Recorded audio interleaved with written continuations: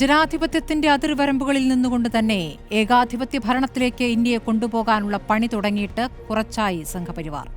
ഒരു രാജ്യം ഒരു തെരഞ്ഞെടുപ്പെന്ന വഴിയിലേക്ക് തൽക്കാലം നിർത്തിവെച്ച മണ്ഡല പുനർനിർണയം കൂടി ചേർത്തുവെച്ച് സർവാധികാരം സ്വപ്നം കാണുകയാണവർ. ജനസംഖ്യാ നിയന്ത്രണത്തിന് നിർത്തിവെച്ച പുനർനിർണയം ജനസംഖ്യയുടെ പേര് പറഞ്ഞാണ് വീണ്ടും കൊണ്ടുവരുന്നത്. യൂണിയൻ സർക്കാർ എന്നാൽ ഫെഡറൽ സ്റ്റേറ്റുകളുടെ കൂട്ടായ്മയാണെന്ന് ഇക്കൂട്ടർക്ക് അറിയാഞ്ഞിട്ടല്ല.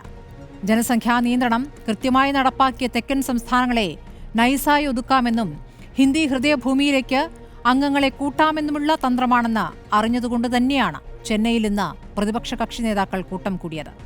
14 പാർട്ടികളാണ് ഒന്നുചേർന്നത്, തീരുമാനങ്ങളെടുത്തത്, പ്രമേയം പാസാക്കിയത്, യുദ്ധം ഒന്നിച്ചു തുടങ്ങാൻ തീരുമാനിച്ചത്. ചോദ്യമിതാണ്, തെക്കിന്റെ താക്കീത്. ചർച്ചയിൽ മുസ്ലിം ലീഗിൽ നിന്നും അഡ്വക്കേറ്റ് ഷിബു മീരാൻ, CPM-ൽ നിന്നും വി വസീഫ്, ഷാജി രാഘവനാണ് BJP-യിൽ നിന്നും, ഡോക്ടർ മോഹൻ വർഗീസും രാഷ്ട്രീയ നിരീക്ഷകനായി ചർച്ചയിൽ. ആദ്യം ഞാൻ വസീഫിലേക്ക് പോകുന്നു. വസീഫ്, ഇന്ന് ചെന്നൈയിൽ ചേർന്ന യോഗം തെക്കൻ സംസ്ഥാനങ്ങളുടെ ഒരു കൂട്ടായ്മയാണ്. ഒരു പ്രമേയം പാസാക്കിയിരിക്കുന്നു, ഒരുമിച്ച് രാഷ്ട്രപതിയെ കാണാൻ തീരുമാനിച്ചിരിക്കുന്നു. ഒരു ഫലം പ്രതീക്ഷിക്കുന്നുണ്ടോ? ഒരു തെക്കും വടക്കും തമ്മിലൊരു യുദ്ധത്തിലേക്ക് നീങ്ങുകയാണോ ഈ വിഷയത്തിൽ?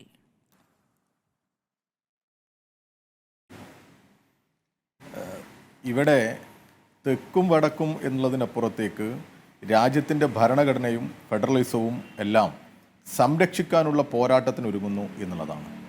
ഇവിടെ യഥാർത്ഥത്തിൽ BJP അവർക്ക് എങ്ങനെയൊക്കെ ഒരു ചുളുവിൽ, അങ്ങനെയാണ് നമ്മൾ പറയുക, പിൻവാതിലിലൂടെ എന്നൊക്കെ പറയുന്നത് പോലെ ഇവരുടെ ഭരണം അവിടെ നിലനിർത്തിക്കൊണ്ടു പോകാൻ എല്ലാ കാലത്തും എങ്ങനെ സാധിക്കും എന്നുള്ള ഗവേഷണം നടത്തിക്കൊണ്ടിരിക്കുക. അതുകൊണ്ടാണ് ഇപ്പോൾ ഈ മണ്ഡല പുനർനിർണയത്തിന് അവർ വലിയ രീതിയിൽ ഒരു താല്പര്യം കാണിച്ചുകൊണ്ട് മുന്നോട്ട് പോകുന്നത്. അമിത്ഷാ പറഞ്ഞതുപോലെ നിങ്ങളുടെ സീറ്റിൽ കുറവ് വരില്ല എന്നൊക്കെയാണ് അമിത്ഷാ പറഞ്ഞത് തമിഴ്നാട്ടിൽ. പക്ഷെ അങ്ങനെയൊന്നല്ല. സീറ്റിൽ ഇവിടെ കുറവ് വന്നിട്ടില്ലെങ്കിൽ അവിടെ കൂടുതലുണ്ടാകും. ഇവിടെ ഇവരാഗ്രഹിക്കുന്ന, ഇവർ പ്രതീക്ഷിക്കുന്ന, ഇവർ ജയിക്കുമെന്ന് കരുതുന്ന ഇവരുടെ എല്ലാ വർഗീയ കാർഡുകൾക്കും അനുസരിച്ച് വോട്ട് ചെയ്യും എന്നവർ ആഗ്രഹിക്കുന്ന, പ്രതീക്ഷിക്കുന്ന ഇടങ്ങളിൽ അവർക്ക് സീറ്റ് വർദ്ധിക്കാൻ ഇടയുണ്ട്. ആ സാഹചര്യത്തെ ഇവർ ഉപയോഗപ്പെടുത്താനാണ് ശ്രമിച്ചുകൊണ്ടേയിരിക്കുന്നത്. അതുകൊണ്ട് തന്നെയാണ് നിങ്ങൾ നേരത്തെ സൂചിപ്പിച്ചതുപോലെ ഈ 76-ലെ നമ്മുടെ ജനസംഖ്യാ നിയന്ത്രണത്തിന് ഏറ്റവും അനുകൂലമായ നിലപാട് സ്വീകരിച്ച് അതിനനുസരിച്ച് പദ്ധതികൾ ആവിഷ്കരിച്ച് മുന്നോട്ട് പോയ സംസ്ഥാനങ്ങളെ വല്ലാത്ത രീതിയിൽ ആ സംസ്ഥാനങ്ങളുടെ ആനുകൂല്യങ്ങളെ എല്ലാം തകർക്കുന്ന നിലപാടുമായി ഈ കേന്ദ്ര ഗവൺമെൻറ് മുന്നോട്ട് പോകുന്നത്. ഇത് അംഗീകരിക്കാൻ പറ്റില്ല എന്ന് തന്നെയാണ് ഇന്ന് ബഹുമാന്യനായ തമിഴ്നാട് മുഖ്യമന്ത്രിയുടെ നേതൃത്വത്തിൽ ചേർന്ന യോഗത്തിലെടുത്ത തീരുമാനം. രാജ്യത്തിൻ്റെ ഫെഡറലിസവും ഭരണഘടനയും നിരന്തരമായി തകർക്കാൻ ഇവർ പരിശ്രമിച്ചുകൊണ്ടേയിരിക്കുക. ഇവരുടെ അധികാരം ഇവരുടെ കൈക്കുമ്പിളിൽ ഒതുക്കി നിർത്താൻ ആവശ്യമായ ഇടപെടലുകൾക്ക് ഇവർ നേതൃത്വം കൊടുത്തുകൊണ്ടിരിക്കുക. അപ്പം ശക്തമായ താക്കീതാണ് ഇന്ന് കൊടുത്തിട്ടുള്ളത്. ഇത് തിരിച്ചറിഞ്ഞ് ഈ തീരുമാനത്തിൽ നിന്ന് പുറകോട്ട് പോകണം. പ്രാതിനിധ്യത്തിൽ പ്രത്യേകിച്ച് ഇവിടെയുള്ള ഈ തമിഴ്നാട്, കർണാടക, ആന്ധ്ര, കേരളം പോലെയുള്ള സംസ്ഥാനങ്ങളുടെ പ്രാതിനിധ്യത്തിൽ കുറവുണ്ടാകുന്ന ഒരു സമീപനവും ഇവർ സ്വീകരിക്കരുത്. ഇതൊരു വിഭജനത്തിലേക്ക്, തെക്കും വടക്കും എന്നുള്ള വിഭജനത്തിലേക്ക് പോകുന്ന ഒരു സാഹചര്യം ഉണ്ടാകരുത്. ഇവിടെ ഇതാണുള്ളത്. BJPക്ക് ജയിക്കാൻ പറ്റാവുന്ന, ഞാൻ അടുത്ത ടേണിൽ അത് പറയാം, BJPയുടെ ലോകസഭാ സീറ്റുകൾ അവർ ഉറപ്പിച്ചു നിർത്താൻ, അത് വർദ്ധിപ്പിക്കാൻ എന്തൊക്കെ സാഹചര്യമുണ്ട് അതിന് അവർ പരിശ്രമിച്ചു കൊണ്ടേയിരിക്കുകയാണ്. ഇപ്പോൾ ഉത്തർപ്രദേശിൽ അവർ കഴിഞ്ഞ തവണ നേടിയ സീറ്റ് ഇത്തവണ നേടിയില്ല എന്നുള്ളത് ശരി തന്നെയാണ്. പക്ഷേ അവർക്ക് അവർ വിചാരിച്ച രീതിയിലൊന്ന് അവരുടെ ഈ ധ്രുവീകരണ രാഷ്ട്രീയമൊക്കെ ഒന്ന് ഇളക്കി വിട്ടാൽ അവർക്ക് ജയിക്കാൻ പറ്റുന്ന സാഹചര്യം ഉണ്ടാകും. ഇതുപോലെ ഈ തെക്കൻ സംസ്ഥാനങ്ങൾ എന്ന് പറയുന്ന നമ്മുടെ കേരളമായാലും തമിഴ്നാടായാലും കർണാടകയായാലും അവർക്ക് എളുപ്പമല്ല, അവർക്ക് ജയിക്കാൻ സാധ്യത കുറവാണ്. തമിഴ്നാട്ടിലൊക്കെ 0 ആണ് ഇവർ. ആ സാഹചര്യത്തിലേക്ക് ഇവർ പോവുകയാണ്. അപ്പോൾ അവിടെ സീറ്റ് കുറക്കാം എന്നുള്ള ആലോചനയാണ് ഇവർ നടത്തുന്നത്. ആ തീരുമാനത്തെ ശക്തമായി പ്രതിഷേധിക്കാനും പ്രതിരോധിക്കാനുമാണ് ഈ സംസ്ഥാനങ്ങൾ ഇന്ന് ചെന്നൈയിൽ ചേർന്ന യോഗത്തിൽ തീരുമാനിച്ചത്. അത് തീർച്ചയായിട്ടും വലിയ പ്രതീക്ഷ നൽകുന്നതാണ്. BJPക്ക് കനത്ത തിരിച്ചടി നൽകുന്ന ഒരു കൂട്ടായ്മയായി ഈ കൂട്ടായ്മ മാറും എന്ന് തന്നെയാണ് നമ്മൾ പ്രതീക്ഷിക്കുന്നത്. ശരി, ശ്രീ ഷാജി രാഘവൻ, BJP ഈ വിഷയത്തെ എങ്ങനെ കാണുന്നു എന്നറിയാം. പക്ഷേ ഇന്നത്തെ കൂട്ടായ്മ, ആ കൂട്ടായ്മയിലുണ്ടായിരിക്കുന്ന പ്രമേയം, അതിനെ നിങ്ങൾ എങ്ങനെയാണ് കാണുന്നതെന്ന് ഒന്ന് വ്യക്തമാക്കണം. ജനസംഖ്യയുടെ അടിസ്ഥാനത്തിൽ കാര്യങ്ങൾ നിശ്ചയിക്കുക എന്ന് പറയുമ്പോൾ ഇവിടെ ജനസംഖ്യാ നിയന്ത്രണം നന്നായി നടപ്പാക്കിയ സംസ്ഥാനങ്ങളിൽ നിന്നും കുറച്ച് പ്രതിനിധികൾ മതി പാർലമെന്റിലേക്ക്, അവരുടെ പ്രാതിനിധ്യം കുറച്ചു മതി, അല്ലെങ്കിൽ പുരോഗതി കൈവരിച്ച സംസ്ഥാനങ്ങളിൽ നിന്നും കുറച്ച് പ്രാതിനിധ്യം മതി എന്നത് എന്ത് വിലയിരുത്തലാണ്?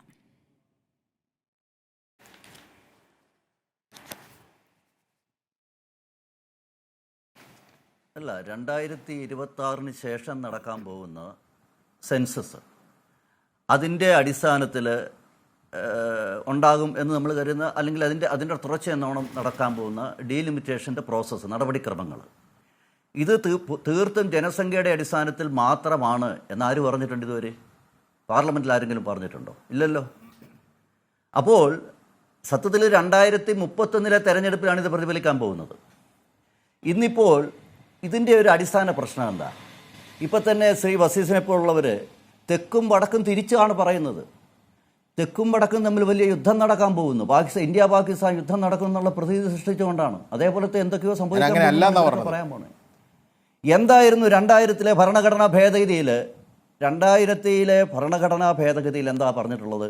അതിൻ്റെ അടിസ്ഥാനത്തിലാണ് 2022 ഒരു ഡീലിമിറ്റേഷൻ ആക്ട് ഇവിടെ വന്നിട്ടുള്ളത്. ആ ഡീലിമിറ്റേഷൻ ആക്ടിൽ നമുക്കറിയാം അവർ നിയമിക്കുന്ന ഒരു കമ്മീഷനുണ്ട്, ഡീലിമിറ്റേഷൻ കമ്മീഷനുണ്ട്. അതിൽ സുപ്രീം കോടതി ഒരു ജഡ്ജാണ് അതിൻ്റെ ചെയർമാൻ എന്ന് പറയുന്നത്. മുഖ്യ ഇലക്ഷൻ കമ്മീഷണർ അതിനകത്ത് മെമ്പറായിട്ട് വരുന്നുണ്ട്. ഇതുകൂടാതെ നമ്മൾ മനസ്സിലാക്കണം, എല്ലാ സംസ്ഥാനങ്ങളിൽ നിന്നുള്ള ജനപ്രതിനിധികൾ അസോസിയേറ്റഡ് മെമ്പർമാരാണ് ഈ കമ്മീഷനിൽ. കേരളത്തിൽ ഉൾപ്പെടെ 5ഓളം MP-മാരും 5ഓളം MLA-മാരും ഈ അസോസിയേറ്റ് മെമ്പർമാരായിട്ടുണ്ട്. ചർച്ച ചെയ്യപ്പെട്ടതിന് ശേഷമാണ് ഈ പറയുന്ന തെരഞ്ഞെടുപ്പ് കമ്മീഷനെ തീരുമാനിക്കുന്നതാരാണ്? കേരളത്തിൽ നിന്നുള്ള MP-മാരെ MLA-മാരെ കേരളത്തിൻ്റെ സ്പീക്കറാണ് തീരുമാനിക്കുന്നത്. അത് നമ്മൾ തിരിച്ചറിയണ്ടേ? അപ്പോൾ ഈ കമ്മീഷനിൽ കൃത്യമായ പ്രാതിനിധ്യം ഉണ്ട് എന്നുള്ളതൊരു യാഥാർത്ഥ്യമല്ലേ? അപ്പോൾ ഈ യാഥാർത്ഥ്യം നിലനിൽക്കെ തന്നെ ഇതെല്ലാം മറച്ചു വെച്ചുകൊണ്ട് എന്തോ വലുത് സംഭവിക്കാൻ പോകുന്നു എന്നുള്ളതാണ്. നമ്മൾ JPC-യിലടക്കം കൃത്യമായ പ്രാതിനിധ്യം കണ്ട ഒരു സാഹചര്യം നമ്മുടെ മുന്നിലുണ്ട്. മാത്രമല്ല, ഇത് ജനസംഖ്യ അനുപാതികമായി നടപ്പാക്കുമ്പോൾ ഇതുമായി ബന്ധപ്പെട്ട സംശയങ്ങളിൽ കൃത്യമായ മറുപടി ഇപ്പോൾ താങ്കൾ പറഞ്ഞതുപോലെ ജനസംഖ്യയുടെ അടിസ്ഥാനത്തിലാണ്, പറയട്ടെ, ജനസംഖ്യയുടെ അടിസ്ഥാനത്തിലായിരിക്കും മണ്ഡല പുനർനിർണയം എന്ന സംശയം ഇവിടെ ഉയരുമ്പോൾ അങ്ങനെയല്ല എന്ന് പറഞ്ഞിട്ടില്ലല്ലോ, ഇതുവരെ പറഞ്ഞിട്ടില്ലല്ലോ. ഇവിടെ ഭാഷാ അടിസ്ഥാനത്തിൽ നിലപാടെടുക്കുന്നവരെ മറ്റൊരു തീവ്രവാദ ഗ്രൂപ്പായിട്ടാണ് ഇപ്പോൾ അമിത്ഷാ ആരോപിക്കുന്നത്. പക്ഷേ ഇതേ രൂപത്തിൽ തന്നെ ഹിന്ദി ഭാഷ എന്നൊരു വാദമായിരുന്നല്ലോ ആദ്യം ഉയർത്തിയിരുന്നത്. ഇപ്പോൾ തമിഴിനെതിരെ ഇപ്പോൾ നിലപാടെടുക്കുന്നു. അപ്പോൾ ഇന്നലെ സ്റ്റാലിനുമായി ബന്ധപ്പെട്ട് പറഞ്ഞിട്ടുള്ള കാര്യങ്ങൾ അതാണ്. ഭാഷയുടെ അടിസ്ഥാനത്തിൽ എങ്ങനെ ഭിന്നിപ്പുണ്ടാക്കാൻ ശ്രമിക്കുന്നു, മറ്റൊരു ഇന്ത്യക്ക് മേലുള്ള ഒരു ആധിപത്യത്തിന് ശ്രമിക്കുന്നു, എന്തൊക്കെയോ രീതിയിൽ വേറെ രൂപത്തിൽ അതിനെ വ്യാഖ്യാനിക്കുകയാണ് ചെയ്തിരിക്കുന്നത്. നിങ്ങളും ഭാഷ പറഞ്ഞാണ് തുടങ്ങിയത് ആദ്യം, അല്ലേ? ഹിന്ദി ഭാഷ സംസാരിക്കുന്ന സംസ്ഥാനങ്ങൾക്കൊക്കെ ഒരു ഐക്യമുണ്ടാകാനും ഇപ്പുറത്ത് ഒറ്റപ്പെടാനുമുള്ള സാധ്യത അവിടെ നിലനിൽക്കുന്നു. അതല്ല എന്ന് വിശദീകരിക്കാൻ എന്തുകൊണ്ടാണ് ഇതുവരെ കേന്ദ്രത്തിന് കഴിയാതിരുന്നത്? നോക്കൂ, ഇപ്പോൾ ഈ ജനസംഖ്യയുടെ കാര്യം നോക്കുകയാണെങ്കിൽ ബീഹാറും ജാർഖണ്ഡും മധ്യപ്രദേശും രാജസ്ഥാനും UP-യും ഇവിടെ 2001 2011 ഇടയ്ക്ക് നോക്കുമ്പോൾ 20% ജനസംഖ്യ ഉണ്ടായിട്ടുണ്ട്. എന്നാൽ ഇതേ കാലയളവിൽ അവിഭക്ത ആന്ധ്രയിലും തെലങ്കാനയിലും കേരളം, കർണാടക, തമിഴ്നാട് എന്നീ സംസ്ഥാനങ്ങളിലും ഇപ്പോൾ 16% താഴെയാണ് ജനസംഖ്യാ വളർച്ച. അപ്പോൾ അത് എന്തൊരു തിരിച്ചടിയായിരിക്കും തെക്കേ ഇന്ത്യയെ സംബന്ധിച്ച്?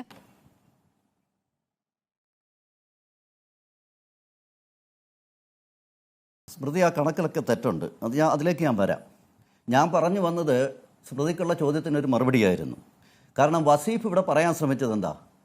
തെക്ക് നിന്നുള്ള MP-മാർ സ്ഥിരമായി ഇവിടെ BJPക്ക് യാതൊരു പ്രാതിനിധ്യം ഉണ്ടാവില്ല തെക്കുന്ന് എന്നുള്ളൊരു നിലക്കാണ് അവർ സംസാരിക്കാൻ ശ്രമിക്കുന്നത്.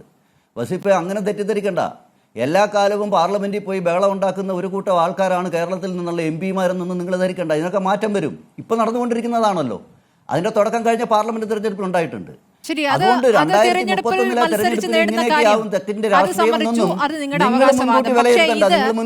അങ്ങനെ ലഭിക്കാത്ത ഇടങ്ങളെ ലഭിക്കാനുള്ള ഒരു ഗൂഢതന്ത്രമാണോ എന്ന് സംശയിക്കുന്നതിൽ തെറ്റുണ്ടോ? ഇപ്പോൾ നോക്കൂ, അമിത്ഷാ ഈ വിഷയത്തിൽ ഈ ഒരു ആശങ്ക പങ്കുവെക്കുമ്പോൾ പറയുന്നു ദക്ഷിണേന്ത്യക്ക് ഒറ്റ സീറ്റും നഷ്ടപ്പെടില്ല എന്ന് പറയുന്നു, അല്ലേ? ദക്ഷിണേന്ത്യക്ക് സീറ്റുകൾ കുറയുമോ എന്നുള്ളതാണല്ലോ ഒരു ആശങ്ക. സീറ്റ് നഷ്ടപ്പെടില്ല എന്ന് പറയുന്നു. പക്ഷേ ജനസംഖ്യ കൂടുതലുള്ള വടക്കൻ സംസ്ഥാനങ്ങൾക്ക് അധിക സീറ്റ് നൽകും എന്നുകൂടി അതിനർത്ഥമുണ്ട്. അപ്പോൾ അധിക സീറ്റ് വഴി എന്താണ് സംഭവിക്കുക? ഇവിടെ ഒന്നുകൂടി ശബ്ദം നേർത്തില്ലാതാകും. നമ്മളടക്കമാണ്. സ്മൃതി, ഞാൻ വളരെ കൃത്യമായി പറഞ്ഞു. 2000 ഭരണഘടനാ ഭേദഗതി അത് എന്താ പറയുക, ഏകപക്ഷീയമായിട്ടുണ്ടായതല്ല. അത് ഏകകണ്ഠമായി പാസാക്കിയ ഒരു ഭരണഘടനാ ഭേദഗതിയാണ്. കമ്മീഷൻ വന്നതിന് ശേഷം തീരുമാനിക്കേണ്ട വിഷയങ്ങൾ അത് സ്മൃതി, ഞാൻ ചോദിക്കുന്നത്, നിങ്ങൾ ഇതെങ്ങനെ മുൻകൂട്ടി നിങ്ങളുടെ ആര് പറഞ്ഞേ? ഒരു കമ്മീഷൻ, ഇനി വരാൻ പോകുന്ന ഒരു കമ്മീഷൻ, അവിടെ കേരളത്തിൽ നിന്നുൾപ്പെടെ അല്ലെ എല്ലാ സംസ്ഥാനങ്ങളിൽ നിന്നുള്ള ജനപ്രതിനിധികളുമായിട്ടൊക്കെ ചർച്ച നടത്തിയിട്ട് തീരുമാനിക്കാൻ പോകുന്ന ഒരു ഡീലിമിറ്റേഷൻ, അതിനെപ്പറ്റി നിങ്ങൾ ഈ മുൻവിധിയോടുകൂടി പറയുന്നതിൻ്റെ കാരണം ഞാൻ പറയാം. അതിന് കാരണം ഇന്ന് തമിഴ്നാട്ടിൽ സംഭവിച്ചിട്ടുള്ളത് നമുക്ക് വളരെ കാര്യങ്ങൾ വ്യക്തമാണ്. എന്താണെന്നറിയോ? തമിഴ്നാട്ടിലെ ഗവൺമെൻറ് വലിയൊരു പ്രതിസന്ധി നേരിടുന്നുണ്ട്. അവിടുത്തെ ഒരു വലിയ അഴിമതി ആരോപണം ഇപ്പോൾ വെളി വന്നിട്ടുണ്ട്. തസ്മാൽ അഴിമതി എന്ന് പറയുന്നത് 1000 കോടിയുടെ അഴിമതിയാണ്. അതേപോലെ തന്നെ ആ തരത്തിലുള്ള അവിടുത്തെ ഒരു മന്ത്രിയെ നമുക്കറിയാം, സെന്തിൽ ബാലാജി എന്ന് പറയുന്നത്. അദ്ദേഹം സുപ്രീം കോടതിയുടെ പരാമർശത്തിൻ്റെ പേരിൽ അകത്തു പോവുകയും പിന്നീട് പുറത്തു വന്ന് വീണ്ടും മന്ത്രിയായതാണ്. അദ്ദേഹമാണ് ഇപ്പോൾ അവിടുത്തെ ഈ പറയുന്ന എക്സൈസ് വകുപ്പ് മന്ത്രി. ഡൽഹിയിലൊക്കെ വലിയ അഴിമതിയാണ് തമിഴ്നാട്ടിൽ നടന്നിരിക്കുന്നത്. അപ്പൊ ഈ തരത്തിലുള്ള പ്രശ്നങ്ങൾ തമിഴ്നാട്ടിൽ പ്രത്യേകമായി പരിശോധിക്കുന്നത് ഇതിനു മുമ്പും കണ്ടിട്ടുണ്ട്. അത് അവിടെ നിൽക്കട്ടെ. നമുക്കിപ്പോൾ അഴിമതി വിഷയമാക്കി കഴിഞ്ഞാൽ ഒരുപാട് ചർച്ച ചെയ്യാനുണ്ടാവും. അഴിമതിയിലേക്ക് പോകണ്ട. ചിലർ അഴിമതിക്കാർ ആയ ആളുകൾ, അഴിമതിക്കാരെന്ന് നിങ്ങൾ തന്നെ മുദ്ര കുത്തിയവർ പിന്നീട് അഴിമതിയുടെ കറ ഇല്ലാതായി മാറുന്നൊക്കെ നമ്മൾ കണ്ടിട്ടുണ്ടല്ലോ. അപ്പോൾ കൂട്ടം കൂടിക്കഴിഞ്ഞാൽ അവർ വിശുദ്ധരാവുകയും ചെയ്യും. അത് വേറൊരു വിഷയമായി നമുക്ക് എടുക്കാമെന്നേ. നമുക്ക് മണ്ഡല പുനർനിർണയത്തിൽ അല്ല സ്മൃതി, ഇന്നിപ്പോൾ ഒരു തമാശ വന്നിട്ടുണ്ട്, സോഷ്യൽ മീഡിയ ഞാൻ കണ്ടതാണ്.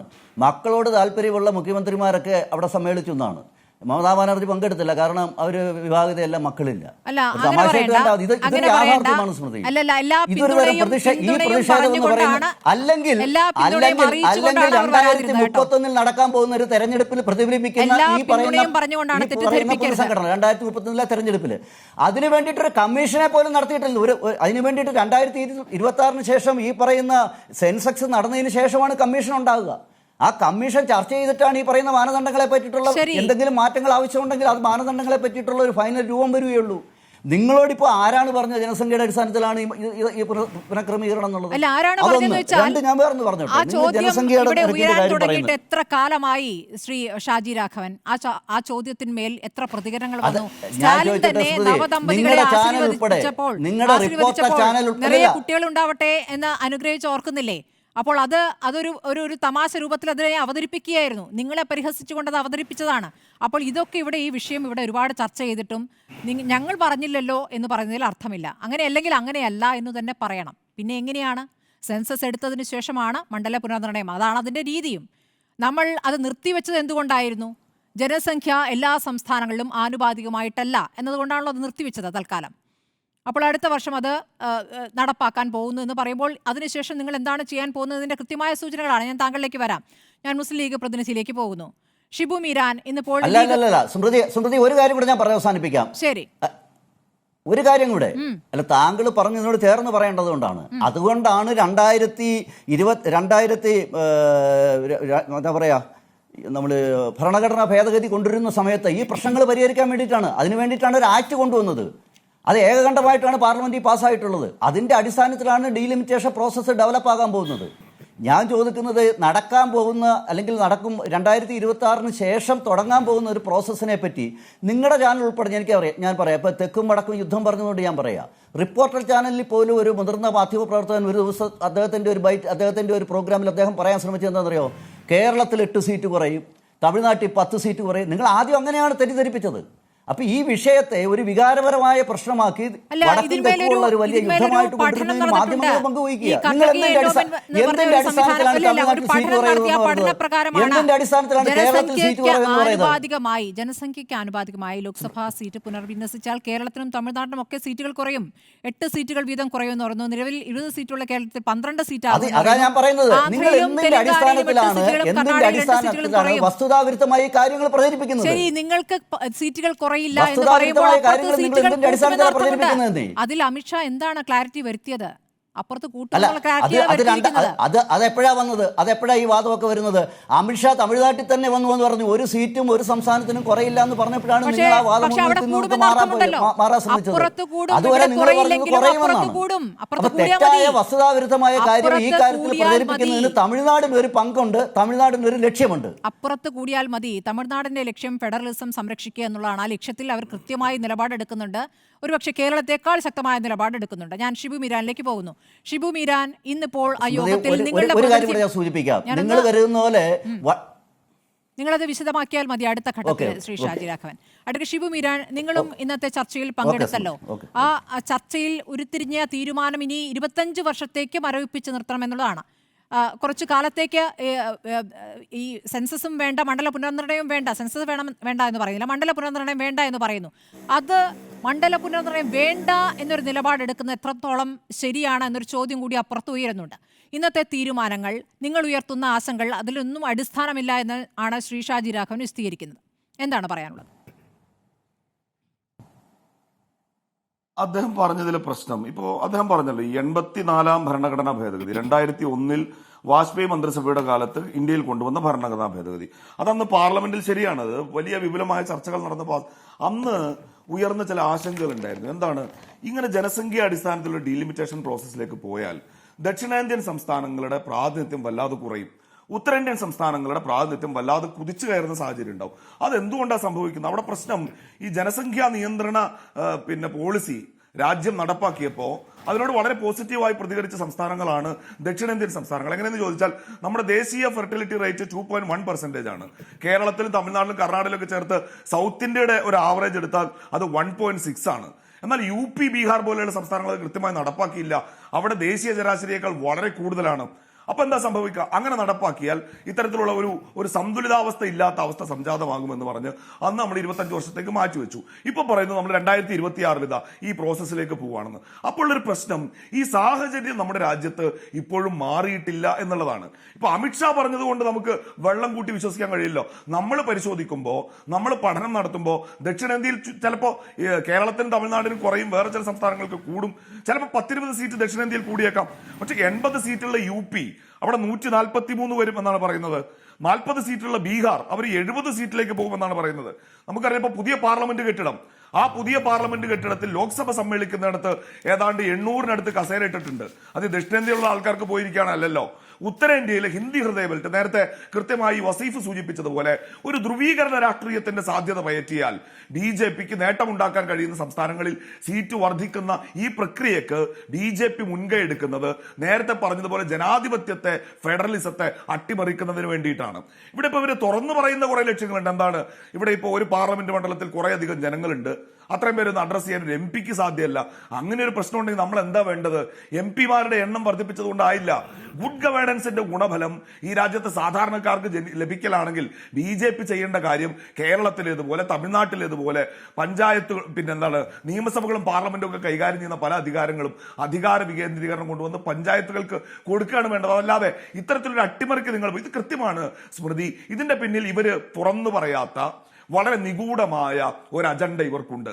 ഈ രാജ്യത്തിന്റെ ഫെഡറലിസം, ഇന്ത്യയുടെ സെക്യുലറിസം, ഇതൊക്കെ BJP സംശയത്തോടെ കാണുന്ന, അതൃപ്തിയോടെ കാണുന്ന, തകർക്കാൻ ആഗ്രഹിക്കുന്ന കാര്യങ്ങളാണ്. തുറന്നു പറയുന്നില്ല എന്നുകൊണ്ട് നമ്മൾ അവരുടെ പോസിറ്റീവായിട്ട് കാണുന്നതിന് അർത്ഥമില്ല. അതിനൊക്കെ തകർക്കാൻ വേണ്ട ഒരു ഭൂരിപക്ഷം ഇന്ത്യയുടെ പാർലമെന്റിൽ ഇവർക്ക് വേണം. ഒരു പ്രസിഡൻഷ്യൽ രീതിയിലേക്ക് ഈ രാജ്യത്തെ കൊണ്ടുപോകണം. ഇന്ത്യയുടെ ഫെഡറലിസത്തെ എല്ലാ കാലത്തും ശല്യമായി കണ്ടിട്ടുള്ള ഇവർ യഥാർത്ഥത്തിൽ ഇതിന് മുതിരുന്നത് അവരുടെ അജണ്ട ഒളിച്ചു കടത്താനാണ്. അത് തിരിച്ചറിഞ്ഞുകൊണ്ടാണ് മറ്റെല്ലാ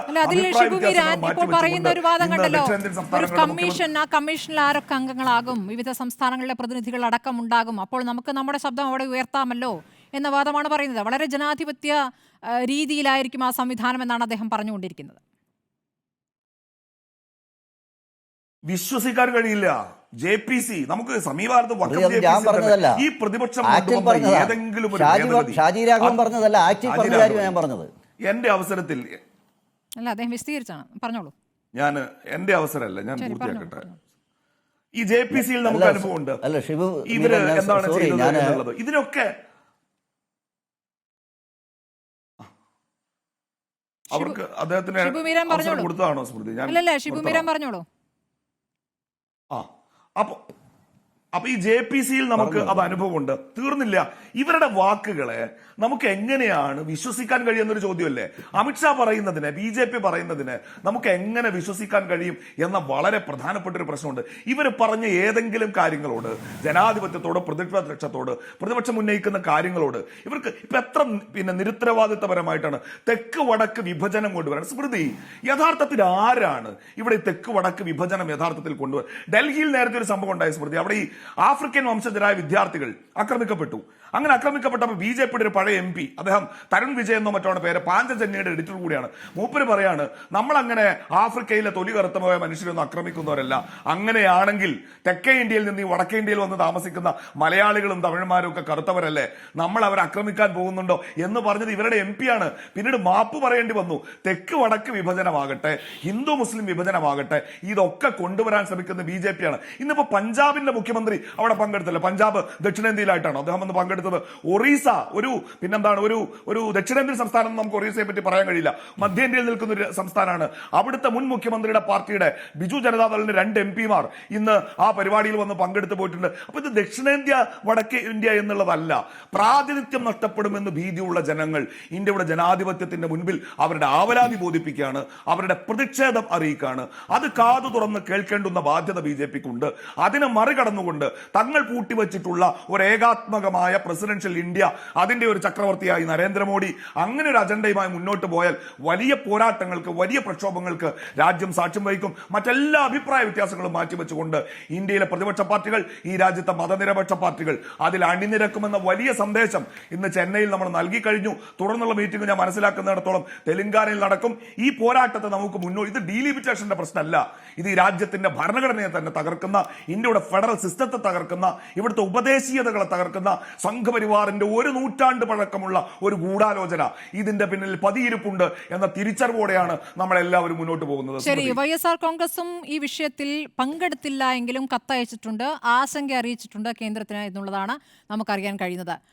ശ്രീ മോഹൻ വർഗീസിലേക്കാണ് ഇനി പോകേണ്ടത്. ശ്രീ മോഹൻ വർഗീസിലേക്ക് ഇടവേളയ്ക്ക് ശേഷം ഞാൻ വരുമ്പോൾ, ഡെമോക്ലേസിന്റെ വാൾ പോലെ ഭീഷണി ഉയർത്തുന്ന ഒരു തീരുമാനത്തിലേക്കാണ് കേന്ദ്രം പോകുന്നത് എന്ന ആശങ്കയാണ് നമ്മുടെ സംസ്ഥാന മുഖ്യമന്ത്രി ഉയർത്തിയിട്ടുള്ളത്.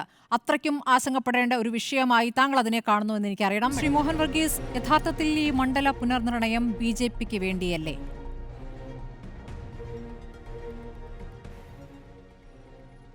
സ്മൃതി, ഇവിടെ ഡെമോക്രസിൻ്റെ വാള് ഈ ദക്ഷിണ സംസ്ഥാനങ്ങളുടെ മേൽ ഇങ്ങനെ തൂങ്ങി നിൽക്കുന്നു എന്ന ഒരു നറേറ്റീവ് യഥാർത്ഥത്തിൽ ഒരു ഫെഡറൽ റെറ്ററിക്കിൻ്റെ ഭാഗമാണ്. ഒരു ഫെഡറൽ മോഡൽ അത് അട്ടിമറിക്കപ്പെടുന്നു എന്നതാണ്.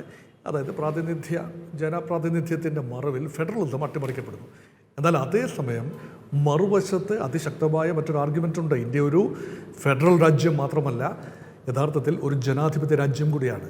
അപ്പോൾ ഡെമോക്രാറ്റിക് പ്രിൻസിപ്പിൾ, പ്രത്യേകിച്ച് പ്രാതിനിധ്യ ജനാധിപത്യ തത്വം എന്ന് പറയുന്നത് ജനസംഖ്യ ആനുപാതികമായ പ്രാതിനിധ്യം ഉണ്ടാകണം.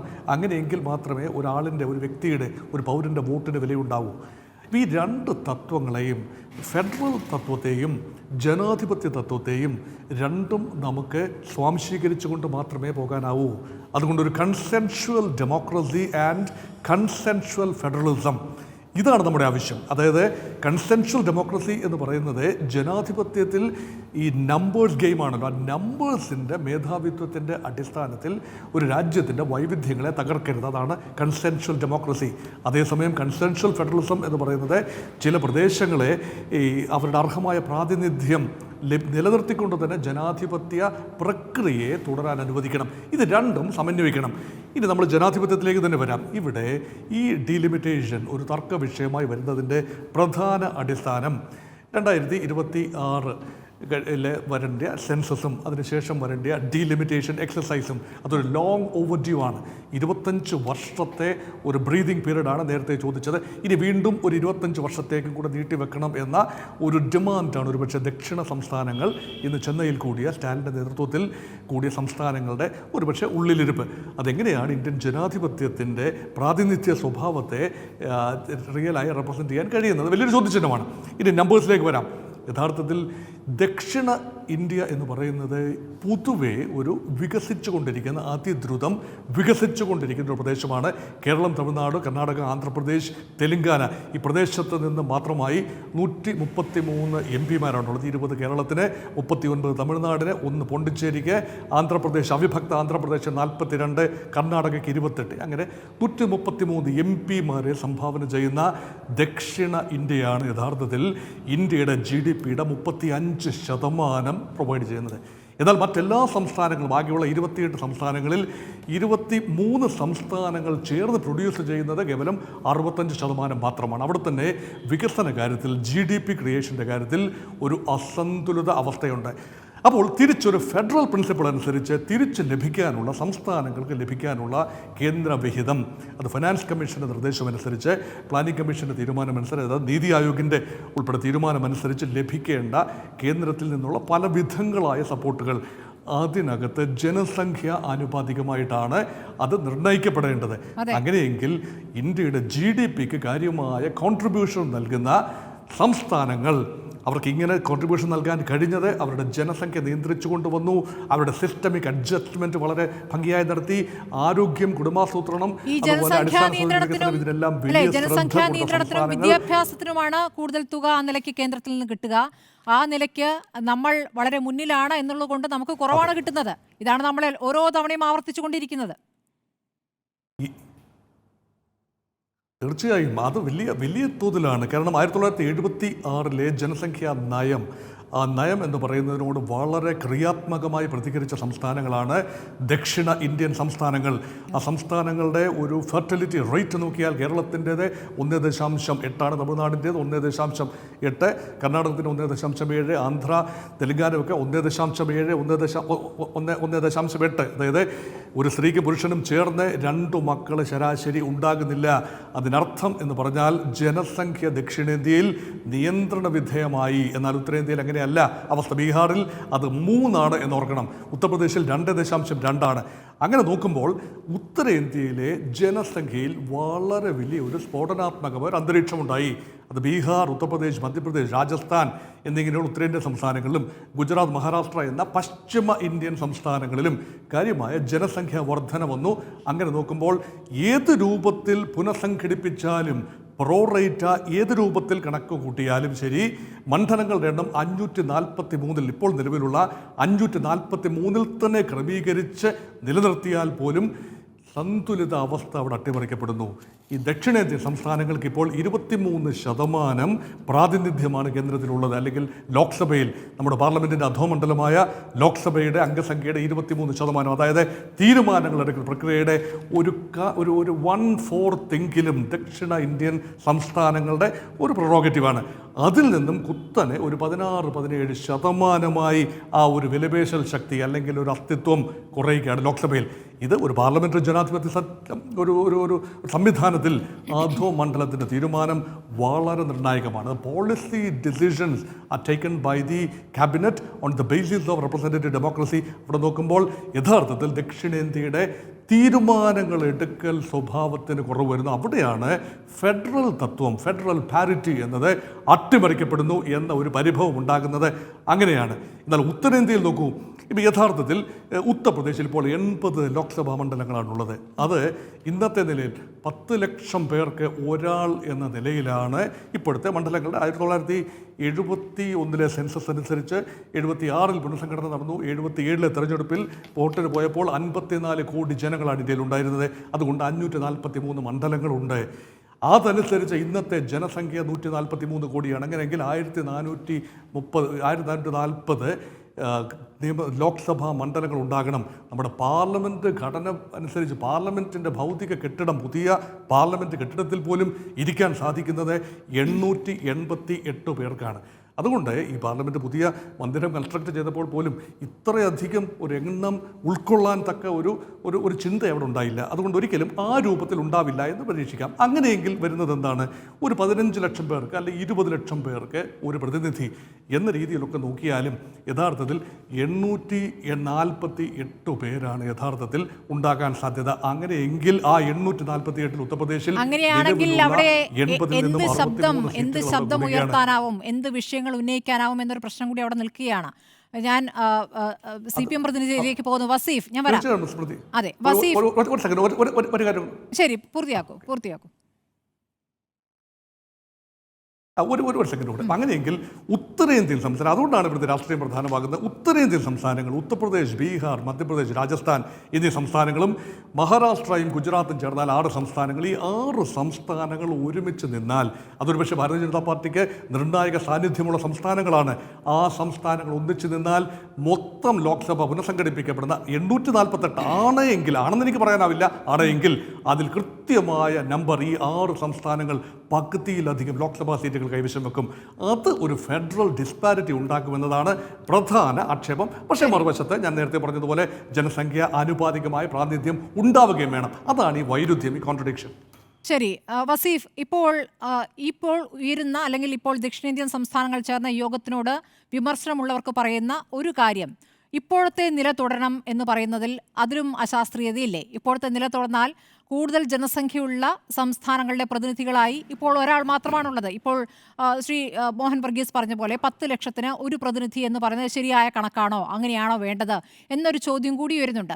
യഥാർത്ഥത്തിൽ മണ്ഡല പുനർനിർണയം വേണം, പക്ഷേ ശാസ്ത്രീയമായി എങ്ങനെയാണ് ഈ പ്രതിനിധികളെ അയക്കുന്ന കാര്യത്തിൽ തീരുമാനം വേണ്ടത്, ഇതിൽ ഏത് തരത്തിൽ മാറ്റങ്ങൾ എന്നതിൽ ഒരു വേറെ ചർച്ച അത് വേണം എന്ന ഒരു അഭിപ്രായം കൂടി ഉരുത്തിരിയുന്നുണ്ട്. 25 വർഷത്തേക്ക് മണ്ഡല പുനർനിർണയമേ വേണ്ട എന്നത് എത്രത്തോളം നല്ല തീരുമാനമാണ്? ഇല്ല, ഇപ്പോൾ 2021 സെൻസസ് ഇപ്പോഴും നടന്നിട്ടില്ല, അതവിടെ ഇരിക്കട്ടെ.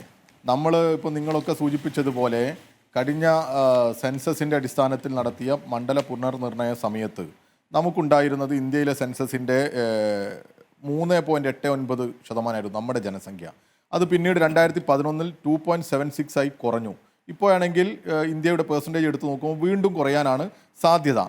അതിലേക്കാണ് എത്തുക. സ്വാഭാവികമായിട്ടും നമ്മൾ ഈ ജനസംഖ്യാ നിയന്ത്രണത്തിന് വേണ്ടി കേന്ദ്രത്തിൻ്റെ ഇടപെടലാണ്, കേന്ദ്ര ഗവൺമെൻറ്റിൻ്റെ വളരെ ശക്തമായ ഇടപെടലുകളോട് ചേർന്ന് നിന്നുകൊണ്ട് വളരെ പോസിറ്റീവായ സമീപനം സ്വീകരിച്ച സംസ്ഥാനങ്ങളാണ്.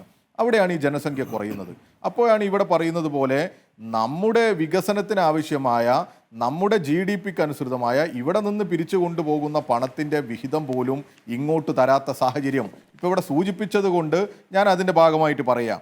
280 കോടി രൂപയാണ് കഴിഞ്ഞ 2022 വിദ്യാഭ്യാസത്തിൽ, അതും SSKക്ക് മാത്രം കൊടുക്കാനുള്ളത്. അതിന് തൊട്ടടുത്ത വർഷം കൊടുക്കാനുള്ളത് 513 കോടിയാണ് ഈ തവണ കൊടുക്കാനുള്ളത്. 2023-24 1 രൂപ പോലും കൊടുത്തിട്ടില്ല. മൊത്തം 794 കോടി രൂപ കേരളത്തിലെ വിദ്യാഭ്യാസ രംഗത്ത് ചെലവഴിക്കേണ്ട പണം കേന്ദ്ര ഗവൺമെൻറ് തന്നിട്ടില്ല. ഇത് ഇവിടെ മാത്രമല്ല, ഞങ്ങളൊരു പരിപാടി യൂത്ത് ലിറ്ററേച്ചർ ഫെസ്റ്റിവൽ സംഘടിപ്പിച്ചപ്പോൾ അതിൽ കനിമൊഴി വന്ന് പ്രസംഗിച്ചിരുന്നു. വളരെ വൈകാരികമായിട്ടാണ് പറഞ്ഞത്, അവർക്കും ഇതുപോലെ വിദ്യാഭ്യാസത്തിനുള്ള പണം പോലും കേന്ദ്ര ഗവൺമെൻറ് കൊടുക്കുന്നില്ല എന്നുള്ളത്. അതായത് ഇവിടെ നിന്ന് നികുതി കൃത്യമായി വാങ്ങി പോകുന്നുണ്ട്, എന്നാൽ ആ നികുതി ഇങ്ങ് വിഹിതം വെക്കുന്ന സമയത്ത് വിഭജിച്ച് തരേണ്ട നികുതിയുടെ ഒരു വലിയ ശതമാനവും ഇവരാഗ്രഹിക്കുന്നിടത്തേക്ക് കൊണ്ടുപോകുന്ന സമ്പത്തിൻ്റെ കേന്ദ്രീകരണം BJP ആഗ്രഹിക്കുന്ന സംസ്ഥാനങ്ങളിലേക്ക് എത്തിക്കുന്നു എന്നുള്ളത് നമ്മളിവിടെ കണ്ടു. അതിൻ്റെ തുടർച്ച തന്നെയാണ് ഇവർ ഇനിയും നടത്താൻ പോകുന്നത്. ഇപ്പോൾ നമ്മുടെ കയ്യിലൊക്കെ ഉള്ള ഒരു കണക്കുണ്ട്. ഇവർ 543 തന്നെ നിലനിർത്തിക്കൊണ്ട് ഇവർ ഈ സീറ്റ് അങ്ങ് വിഭജിക്കുകയാണെങ്കിൽ 80 സീറ്റുള്ള UPയിൽ അവരെത്രയാക്കും? 11 സീറ്റ് വർദ്ധിപ്പിച്ച് 91 ആക്കും. അപ്പോൾ തമിഴ്നാടിൽ 39 ഉണ്ടാകുന്നത് അവർ 31ലേക്ക് കുറക്കും. ഇവിടെ കേരളത്തിൽ 20 ഉള്ളത് 12ലേക്ക് കുറക്കും. അങ്ങനെ 543 വിഭജിക്കുക എന്നുള്ളതാണ് അവരുടെ ഒരു തന്ത്രം. അവരിപ്പോ നേരത്തെ പറഞ്ഞതുപോലെ പുതിയ ലോകസഭയുടെ സീറ്റിന്റെ ഇപ്പോൾ പറയുന്നത് അല്ല, കുറക്കില്ല. അങ്ങനെ അപ്പോ അമിത്ഷായൊക്കെ നമുക്കറിയാലോ, മക്കളുടെ സ്നേഹമില്ല, മക്കളോട് സ്നേഹമുള്ളവരാണ് ഇടപെടുന്നതെന്നൊക്കെ BJP-കാരൻ പറയുമ്പോൾ അമിത്ഷായുടെ മക്കളുടെ സ്നേഹമൊക്കെ നമ്മൾ കണ്ട. ഞാൻ അതിലേക്കൊന്നും പോകുന്നില്ല. പറയുകയാണെങ്കിൽ തീർത്ത് പറയാനുണ്ട് ഷാജി, അതിലൊന്നും ഒരു തർക്കവും വേണ്ട, നിങ്ങളുടെ മക്കളെ സ്നേഹമൊക്കെ. അപ്പോൾ ഇവിടെ നിങ്ങൾ 848 ആക്കുകയാണെങ്കിൽ എന്തായിരിക്കും സംഭവം? 80 സീറ്റുള്ള UP 143 സീറ്റിലേക്ക് പോകും. അപ്പോഴും നമുക്ക് ഒരു വർധനവും ഉണ്ടാവില്ല. നമ്മൾ 20 എന്നുള്ളത് 20 തന്നെ നിൽക്കും. തമിഴ്നാടോ 39 എന്നുള്ളത് 49. പക്ഷേ ഇതൊരു പേഴ്സൻറ്റേജ് കണക്കെടുക്കുമ്പോൾ അനുപാതത്തിലേക്ക് പോകുമ്പോൾ ഒരു വലിയ കുറവ്, നമ്മളുടെ ഒരു വാദം, നമ്മളുടെ ശബ്ദം പാർലമെന്റിനകത്ത് കുറയുന്ന സാഹചര്യം ഉണ്ടാകും. അതായത് BJPക്ക് നിയന്ത്രിക്കാൻ പറ്റുന്നവരായി രാജ്യത്തെ ഭൂരിഭാഗം MP മാരും മാറും. BJP ആഗ്രഹിക്കുന്നിടത്തേക്ക് എത്തും. നമുക്ക് തന്നെ അതിൻ്റെ കണക്കുകൾ നമ്മുടെ മുമ്പിലുണ്ട്. കഴിഞ്ഞ ലോകസഭയിൽ ഉണ്ടായിരുന്ന 303 നിന്ന് BJP 240 പോകുന്ന അനുഭവം നമ്മുടെ മുമ്പിലുണ്ട്. ആ സാഹചര്യത്തിൽ അവരെ സഹായിച്ച ആന്ധ്രയും ബീഹാറും ഒക്കെയാണ്. അങ്ങനെയാണ് ഇവർ എത്തുന്നത്. UP-യിൽ പോലും ഇവർ തകർന്നിട്ടും ഇവർക്ക് എത്ര സീറ്റുണ്ട്? ഇവർക്ക് വീണ്ടും 36 സീറ്റുണ്ട്. അതിന് മുൻപ് ഇവർക്ക് 62 സീറ്റുണ്ട്. അത് മുസഫർ നഗറും മറ്റുമൊക്കെ സംഭവിച്ചത് നമ്മുടെ ഓർമ്മയിലുണ്ട്. മുസഫർ നഗറിൽ നടന്ന കലാപവും വലിയ അക്രമവും ഞാൻ നേരത്തെ സൂചിപ്പിച്ചു തുടക്കത്തിൽ തന്നെ.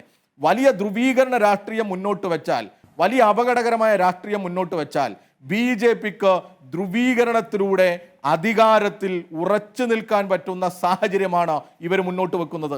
അതിനുവേണ്ടിയാണ് ഇവർ പരിശ്രമിക്കുന്നത്. ഇവർ വർഗീയത പറഞ്ഞാൽ, ഇവർ വിഭജന രാഷ്ട്രീയം പറഞ്ഞാൽ, ഇവർക്കൊരടി പോലും മുന്നോട്ട് പോകാൻ പറ്റാത്ത സംസ്ഥാനങ്ങളായി ഈ പറയുന്ന കേരളവും തമിഴ്നാടും കർണാടകയും ആന്ധ്രയും ഒക്കെ പോകും. അവിടെ ഒരു സാധ്യതയുണ്ട്. BJP വിരുദ്ധ നിലപാട് ഉയർത്തിപ്പിടിക്കുന്നവരായി ഈ സംസ്ഥാനങ്ങൾ മാറും എന്നവർക്കറിയാം. അതുകൊണ്ട് തന്നെ BJP-യുടെ വലിയ ആസൂത്രിത നീക്കമാണ് ഇതിൻ്റെ പിന്നിലുള്ളത്.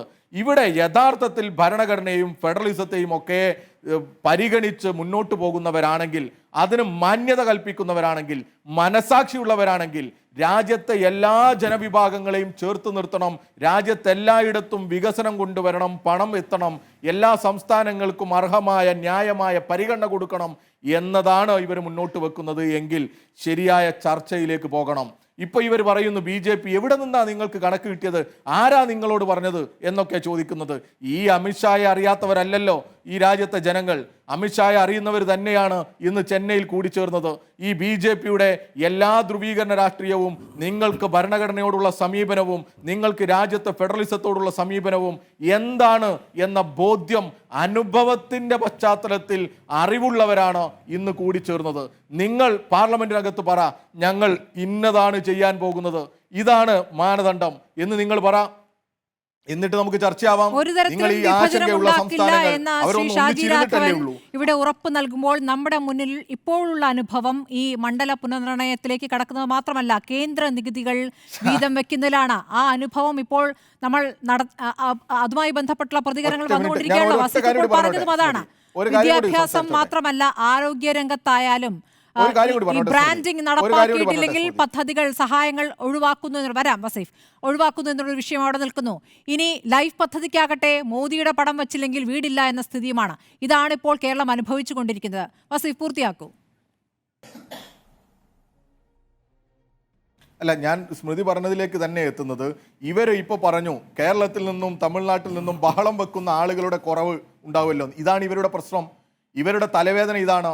ഇവർ മുന്നോട്ട് വെക്കുന്ന രാഷ്ട്രീയത്തിനെതിരെ ശക്തമായി പ്രതികരിക്കുന്നവരാണ് കേരളത്തിലെയും തമിഴ്നാട്ടിലെയും ഒക്കെ ജനപ്രതിനിധികൾ.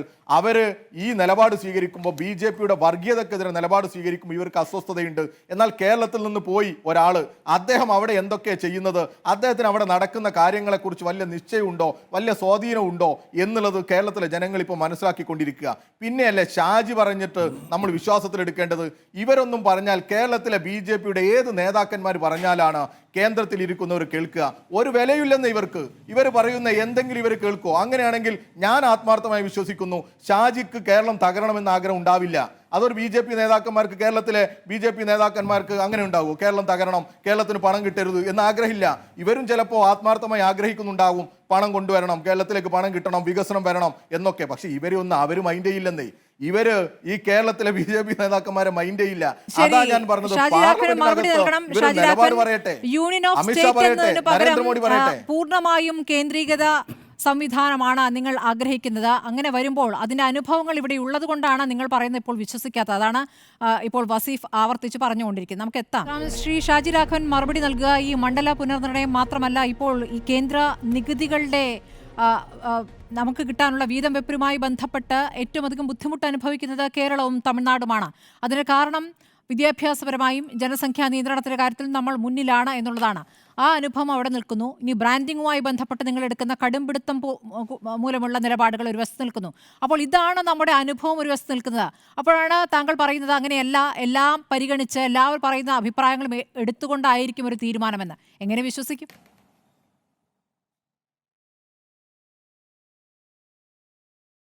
അല്ല സ്മൃതി, എനിക്ക് 2-3 ചോദ്യത്തിന് മറുപടി പറയണം. എനിക്ക് ഇത്തിരി സമയം തരണേ. ഇവിടെ എനിക്കൊരു കാര്യത്തിൽ സന്തോഷമുണ്ട്. എന്തായാലും ഷിബു മീരാനും ബഹുമാന്യനായ വസീഫും അവരൊരു കാര്യം സമ്മതിക്കുന്നു. അടുത്ത കാലത്തെങ്ങും വടക്കേന്ത്യൻ സംസ്ഥാനങ്ങളിൽ BJP-യെ അധികാരത്തിൽ നിന്ന് മാറ്റാൻ സാധിക്കില്ല. അവിടെയുള്ള BJP-യുടെ ഇന്നത്തെ പ്രസക്തി ഒരു കാരണവശാലും അടുത്ത സമീപ ഭാവിയിൽ പോലും അവിടെ BJP-ക്ക് ഒരു വെല്ലുവിളി ഉയർത്താൻ സാധിക്കില്ല എന്നുള്ള പരസ്യമായ സമ്മതത്തെ എനിക്ക് വലിയ സന്തോഷമുണ്ടത്. ഞങ്ങൾ അങ്ങനെയൊന്നും കരുതുന്നില്ല. ജനാധിപത്യത്തിൽ ജനങ്ങളെ അണ്ടർ എസ്റ്റിമേറ്റ് ചെയ്യാനൊന്നും ഞങ്ങൾ എന്തായാലും ആഗ്രഹിക്കുന്നില്ല. പ്രത്യേകിച്ച് തെക്കൻ കേരളത്തിനെ സംബന്ധിച്ചുള്ള ഇന്ന് കാണുന്ന രാഷ്ട്രീയ സാഹചര്യമാണ് ഈ 2031 എന്നൊന്നും നമ്മൾ കരുതിക്കൂടാ. ഞാനത് എൻ്റെ ആദ്യത്തെ ഘട്ടത്തിൽ ഞാനത് സൂചിപ്പിച്ചിരുന്നു. അതുകൊണ്ട് രാഷ്ട്രീയത്തിൽ മാറ്റങ്ങൾ വരും. സ്ഥിരമായി ഏതെങ്കിലും ഒരു പാർട്ടിക്ക് അധികാരത്തിലിരിക്കാനാണ് ഇത് ഞാൻ അതുകൊണ്ടാണ് പറഞ്ഞത്. ഇത് വളരെ വിശദമായി 2002 പാർലമെൻറ്റിൽ ചർച്ച ചെയ്തിട്ടാണ് ഈ ആക്റ്റൊക്കെ തന്നെ നിലവിൽ വന്നിരിക്കുന്നത്. സ്മൃതി ഇപ്പോഴത്തെ ഒരു മോഹൻ ബഗീർ സാർ വളരെ കൃത്യമായിട്ടൊരു കാര്യം പറഞ്ഞു. അദ്ദേഹം പറഞ്ഞൊരു കാര്യം എന്ന് പറയുന്നത് 2002 അവസാനത്തെ ഡെലിമിറ്റേഷൻ നടക്കുന്നത്. ഇതിൻ്റെ ആദ്യത്തെ ഡെലിമിറ്റേഷൻ എന്ന് പറയുന്ന അതായത് ആ വർഷം എന്ന് പറയുന്നത് 1971. അന്നത്തെ ജനപ്രാതിനിധ്യം അനുസരിച്ചാണ് ഇപ്പോഴത്തെ MP-മാരുടെ കണക്ക്. അന്ന് 6 ലക്ഷം ജനങ്ങൾക്കാണ് ഒരു MP. ഇന്നതൊരു ശരാശരി 18 ലക്ഷമായിട്ടുണ്ട്. അപ്പോൾ ജനപ്രാതിനിധ്യം ഫലപ്രദമാകാൻ ഇതൊരു പാരാമീറ്റർ ആവണം, മറ്റു പലതിൻ്റെയും കൂടി ഇതൊരു പാരാമീറ്റർ ആവണം എന്ന കാര്യത്തിൽ ആർക്കും സംശയം ഉണ്ടാകുന്ന ഞാൻ. പക്ഷേ അത് മാത്രമാവുമോ എന്നുള്ളതൊക്കെ വരാൻ പോകുന്ന ചർച്ചകളിലാണ്. ഈ പറയുന്ന കമ്മീഷൻ നിലയിൽ വന്നതിന് ശേഷം കേരളത്തിൽ നിന്നുള്ള ഉൾപ്പെടെയുള്ള കേരളത്തിലെ സ്പീക്കർ നിർദ്ദേശിക്കുന്ന MP-മാരും MLA-മാരുമായിട്ട് വരെ ആലോചിച്ചിട്ടാണ് ഈ തീരുമാനങ്ങളിലേക്ക് എത്തുക. ഇന്നിപ്പോൾ തമിഴ്നാട്ടിൽ ഒരു വലിയ സമ്മേളനമൊക്കെ നടക്കുന്നു. ആ സമ്മേളനത്തിൽ നമ്മളൊന്ന് ആലോചിച്ച് നോക്കൂ. ഈ ഫെഡറലിസം കൂട്ടിക്കെട്ടുക, അതുമായിട്ട് കേന്ദ്ര അവഗണന കൂട്ടിക്കെട്ടുക, എന്താ ഇതിന് യാഥാർത്ഥ്യമുള്ളത്? ഇതാരോ പുതിയതായിട്ട് അമിത്ഷാ കേന്ദ്ര ഗവൺമെൻറ് പുതുതായിട്ട് കൊണ്ടുവന്ന എന്തോ ഒരു നിയമമാണ്, പുതുതായിട്ട് നടപ്പിലാക്കാൻ പോകുന്നൊരു പദ്ധതിയാണ്. ഈ രാജ്യത്ത് സെൻസസ് നടക്കുകയും അതിനുശേഷം ഡീലിമിറ്റേഷൻ പ്രോസസ്സിലോട്ട് കടക്കുകയും അക്കാര്യത്തിൽ പിന്നെ അന്തിമമായി ചില തീരുമാനങ്ങൾ എടുക്കുകയൊക്കെ ചെയ്തിട്ടുണ്ട്. ഇപ്പോഴും 72 പ്രാതിനിധ്യം അനുസരിച്ചാണല്ലോ പോകുന്നത്. അപ്പോൾ 50 വർഷമായിട്ട് നിൽക്കുന്ന ഒരു പ്രക്രിയയ്ക്ക് മാറ്റം ഉണ്ടാവണമെന്ന് ആരെങ്കിലും പറയുന്നുണ്ടെങ്കിൽ അതും പരിശോധിക്കപ്പെടും. അതിനൊന്നും ഒരു സംശയം വേണ്ട. തമിഴ്നാട്ടിലെ മീറ്റിങ്ങിൻ്റെ സാഹചര്യം ഇതൊന്നുമല്ല. അത് ഞാൻ നേരത്തെ സൂചിപ്പിച്ചതുപോലെ ഈ കേന്ദ്ര അവഗണനയും ഫെഡറലിസവും ഒക്കെ ഇവർ പറയുമ്പോൾ ആത്യന്തികമായി ഞാൻ സൂചിപ്പിച്ചല്ലോ, ഇവിടെ തെക്കേ ഇന്ത്യയിൽ സംസ്ഥാനങ്ങൾ ഈ തെക്കും വടക്കും വേർതിരിച്ചുകൊണ്ട് അത് പണ്ട് തൊട്ട് തമിഴ്നാടിൻ്റെ കാര്യത്തിൽ ഒരു പ്രത്യേക വാസനയുള്ളതാണ്. നമുക്കറിയാം, പല വിഷയങ്ങളിലും തമിഴ്നാട് നിലപാടെടുത്തിട്ടുണ്ട്. അത് രാജ്യത്തിൻ്റെ പുരോഗതിക്കും രാജ്യത്തിൻ്റെ അഖണ്ഡതയ്ക്കും ചേർന്ന് നിൽക്കുന്നതാണ് എന്ന കാര്യത്തിൽ എല്ലാവർക്കും സംശയമുണ്ട്. കാരണം എക്കാലത്തും തമിഴ്നാട് ഇക്കാര്യത്തിലുള്ള നിലപാടെടുത്തു. പക്ഷേ കേരളമൊന്നും അങ്ങനെ ചിന്തിച്ചിട്ടില്ല. ചില വിഷയങ്ങളിലൊക്കെ ഇടപെട്ടിട്ടുണ്ടാവാം. അതുകൊണ്ട് ഞാൻ കാര്യം പറഞ്ഞ് അവസാനിപ്പിക്കാം. തമിഴ്നാട്ടിൽ നമ്മുടെ കേരളത്തിൻ്റെ മുഖ്യമന്ത്രി പോയാലൊന്നും തെറ്റൊന്നുമില്ല. പക്ഷേ കേരളത്തിലൊക്കെ അദ്ദേഹം പോകുമ്പോൾ അവിടുത്തെ മുഖ്യമന്ത്രിയുമായിട്ട് ചർച്ച ചെയ്യുന്നുണ്ട്. ഇതൊന്നുമല്ല, ഇതൊക്കെ ചർച്ച ചെയ്യാൻ സമയമുണ്ടെന്ന്. ഇത് വരും. ഇവിടെ കേരളത്തിൻ്റെ മലയോര മേഖലയ്ക്ക് ഭീഷണിയായിട്ട് നിൽക്കുന്ന ഒരു മുല്ലപ്പെരിയാർ ഡാമിൻ്റെ വിഷയമുണ്ട്. ബഹുമാനപ്പെട്ട മുഖ്യമന്ത്രി ഈ വിഷയമൊക്കെ തമിഴ്നാട് മുഖ്യമന്ത്രിയുമായിട്ട് ചർച്ച ചെയ്തിരുന്നെങ്കിൽ അതിനൊരു അന്തസ്സുണ്ട്. അല്ലെങ്കിൽ ഇപ്പോൾ അദ്ദേഹം ഇപ്പോഴും ഞാൻ മനസ്സിലാക്കി ഇപ്പോഴും ചെന്നൈയിലുണ്ടെന്നാ. ഇനിയെങ്കിലും സംസാരിച്ചാൽ മതി, കുഴപ്പമില്ല. അല്ലെങ്കിൽ നമ്മുടെ ആരോഗ്യമന്ത്രി കേന്ദ്രത്തിൽ ആശാ വർക്കർമാരുടെ കാര്യത്തിന് പോയിട്ട് ഉഗാണ്ടയിൽ കിടന്ന ഏതോ പ്രസിഡന്റിൻ്റെ അത്താഴം കഴിഞ്ഞ് തിരിച്ചു വന്ന അവസ്ഥയേ ഉണ്ടാവുള്ളൂ. കേരളത്തിന് ഗുണപരമായ ഒരു നേട്ടവും ഈ തരത്തിലുള്ള തമിഴ്നാട്ടിലെ മീറ്റിങ്ങുകളിൽ ഉണ്ടാവും എന്ന് കേരളം ധരിക്കേണ്ട. നമ്മൾ സാമാന്യ ജനങ്ങളെ സംബന്ധിച്ചുള്ള ഇക്കാര്യത്തിൽ നല്ല കൃത്യമായ ബോധ്യമുണ്ട്. ഒരു കാര്യം കൂടെ ഞാൻ പറഞ്ഞ് അവസാനിപ്പിക്കാം. ഇവിടെ ജനസംഖ്യാ അനുപാതത്തിനെ നിങ്ങൾ എതിർക്കുന്നവരെ ഒരു കാര്യം കൂടെ, പ്രത്യേകിച്ച് വസീഫ്, ഷിബു മീരാൻ 2 മുന്നണിയെ റെപ്രസെൻ്റ് ചെയ്യുന്നുണ്ട്. അവരോട് ഒരൊറ്റ ചോദ്യം എനിക്കുള്ളൂ. അവസാനത്തെ പുനഃസംഘടന നടക്കുന്ന സമയത്ത് 2002 പുനഃസംഘടന നടക്കുമ്പോൾ എൻ്റെ ജില്ല, ഞാൻ പത്തനംതിട്ട ജില്ലക്കാരനാണ്, അന്നാണ് ഈ പത്തനംതിട്ട പാർലമെൻറ്റ് മണ്ഡലം ഉണ്ടാവുന്നത്. അന്ന് എൻ്റെ ജില്ലയിലെ 3 നിയമസഭാ മണ്ഡലം നഷ്ടപ്പെട്ടിരിക്കുക ഞങ്ങൾക്ക്, പത്തനംതിട്ട ജില്ലക്കാർക്ക്. അന്ന് മലപ്പുറം ജില്ലയിൽ 4 നിയോജക മണ്ഡലം കൂടിയിട്ടുണ്ട്. ഈ ഇപ്പോൾ വരാൻ പോകുന്ന ഡീലിമിറ്റേഷൻ പാർലമെൻറ്റിൽ നമ്മളിപ്പോൾ പാർലമെൻറ്റിലെ 888 സീറ്റിനെ പറ്റി മാത്രമാണ് ചർച്ച ചെയ്യുന്നത്. ഇത് പാർലമെൻറ്റിൽ മാത്രമാണെന്ന് നമ്മൾ കരുതുന്നത് അല്ലല്ലോ. അതിന് തുടർച്ചയെന്നോണം നമ്മുടെ നിയമസഭാ മണ്ഡലങ്ങളിലും പുനർവിന്യാസം ഉണ്ടാവും. അന്ന് കഴിഞ്ഞ പ്രാവശ്യം മലപ്പുറത്തിന് കിട്ടിയ 4 സീറ്റ് ഫ്രീസ് ചെയ്യണം എന്നുള്ള അഭിപ്രായം നിങ്ങൾക്കുണ്ടോ? ഇനി വരാൻ പോകുന്ന പുനർനിർണയത്തിൽ മലപ്പുറത്തിന് സ്വാഭാവികമായും വീണ്ടും വർധനം ഉണ്ടാവും. അത് വേണ്ട എന്നുള്ള അഭിപ്രായം നിങ്ങൾക്കുണ്ടോ? അതുണ്ടെങ്കിൽ അത് പറയൂ.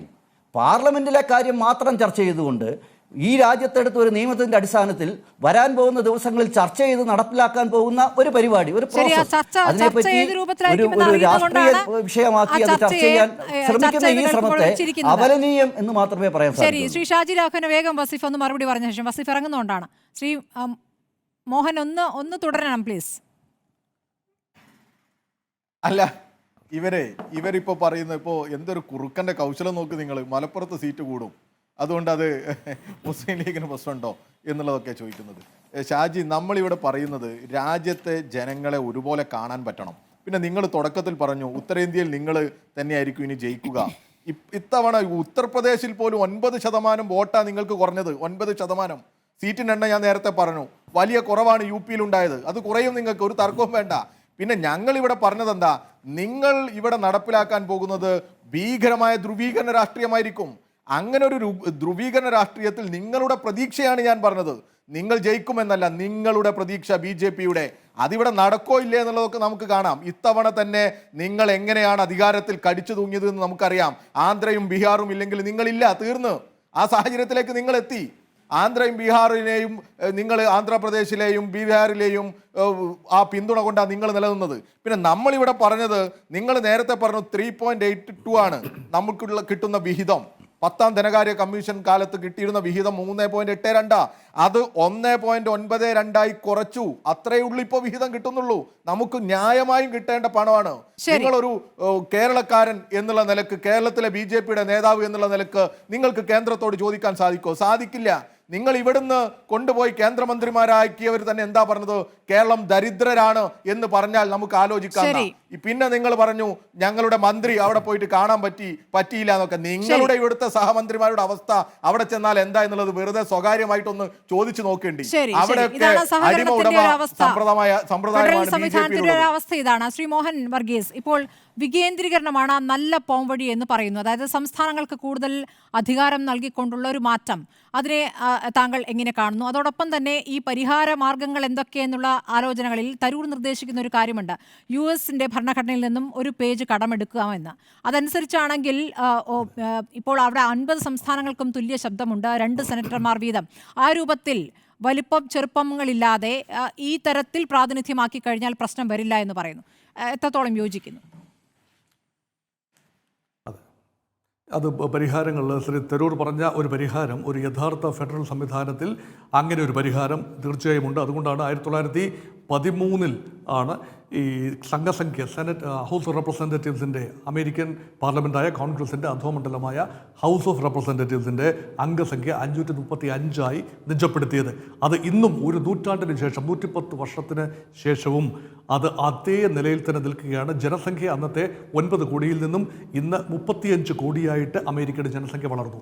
അതുകൊണ്ട് ഒരു ഫെഡറൽ പാരിറ്റി, അതായത് ഒരു സ്റ്റേറ്റ്സ്, ചില സ്റ്റേറ്റ്സ് ഒരുപാട് മുന്നോട്ട് പോകുന്നില്ല എന്ന് ഉറപ്പുവരുത്താൻ വേണ്ടി ആ നമ്പർ ഫ്രീസ് ചെയ്യുക എന്നതാണ് അമേരിക്ക ചെയ്ത ഒരു കാര്യം. 2, അമേരിക്ക ആദ്യം മുതൽ തന്നെ അമേരിക്കയുടെ പാർലമെൻറ്റിൻ്റെ ശക്തമായ മണ്ഡലം ഉപരിമണ്ഡലമാണ്, സെനറ്റാണ്. സെനറ്റിൽ 50 സംസ്ഥാനങ്ങൾക്ക് 2 പാർലമെൻറ്റ് അംഗങ്ങൾ വീതം, 2 സെനറ്റർമാർ വീതം. അത് ചെറിയ സംസ്ഥാനത്തിനും കാലിഫോർണിയ പോലെയുള്ള വമ്പൻ സംസ്ഥാനങ്ങൾക്കും ഈ 2 സെനറ്റേഴ്സാണ്. അതുകൊണ്ട് 100 അംഗ സെനറ്റിൽ എല്ലാ സംസ്ഥാനത്തിനും തുല്യ പ്രാതിനിധ്യം. അങ്ങനെയാണ് അവരുടെ ഒരു പവർ സ്ട്രക്ചറിൽ ഒരു ഫെഡറൽ പാരിറ്റി. അവിടെ നമ്മൾ നോക്കിക്കാണേണ്ട ഒരു വിഷയം, അമേരിക്ക സ്വതന്ത്രമായ 13 പരമാധികാര രാഷ്ട്രങ്ങളുടെ, അതായത് ബ്രിട്ടനിൽ നിന്നും പൂർണ്ണ സ്വാതന്ത്ര്യം പ്രാപിച്ച 13 രാജ്യങ്ങളുടെ ആകത്തുകയായിരുന്നു. അപ്പോൾ അതുകൊണ്ട് ഒരു കോൺഫെഡറസിയിൽ നിന്നാണ് ഒരു അമേരിക്കൻ ഫെഡറേഷനിലേക്ക് പോയത്. അതുകൊണ്ട് അവരെ സംബന്ധിച്ചിടത്തോളം ആ 13 സംസ്ഥാനങ്ങൾക്ക് തുല്യ റെപ്രസെൻറ്റേഷൻ, അത് 50ആയി മാറുമ്പോഴും തുല്യ റെപ്രസെൻറ്റേഷൻ ഉണ്ടാകണം അതിനുവേണ്ടി. പക്ഷേ ഇന്ത്യയിൽ അങ്ങനെയല്ല.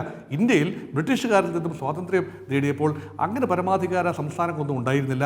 മുൻ രാജ്യങ്ങളുണ്ടായിരുന്നു, 650 രാജ്യങ്ങൾ. അത് പിന്നെ ചെറിയ ബ്രിട്ടീഷ് പരമാധികാരത്തിലായി. അതുകൊണ്ട് ഇന്ത്യയിൽ തീർച്ചയായും മറ്റൊരു പാറ്റേണാണ്. അതുകൊണ്ടാണ് ഞാൻ നേരത്തെ സൂചിപ്പിച്ചത്, ഒരു വയാമീഡിയയാണ് ഇവിടെ ആവശ്യം.